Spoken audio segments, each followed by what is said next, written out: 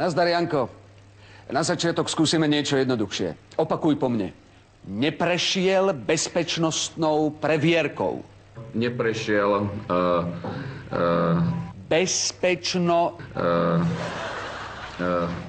cez bezpečnostnou previerkou. Ale bezces. Joj. Dobre, niečo jednoduchšie. Je teraz v Žiline s jedinou úlohou. Je teraz v Žiline s jediným... Na zdravie, opakuj. S jedinou úlohou. No vidíš, že to ide. No, hurá. Teraz niečo ťažšie. Ďalšia veta. Je toto normálne, aby v demokratickom štáte takto bola zneužívaná politická moc? Ideš. Je toto normálne, aby v demokratickom štáte takto bola zneužívaná policajná moc? Bola zneužívaná. Nie, bolo zneužívané. Maďar.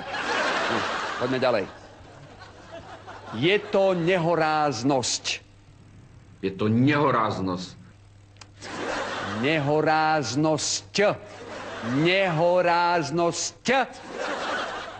Je to nehoráznosť. Nehoráznosť. Čo je, hluchý toto? No poď ďalej. Zrazu sa našiel na protidrogovej jednotke v Žiline. Zrazu sa našiel na úrade boja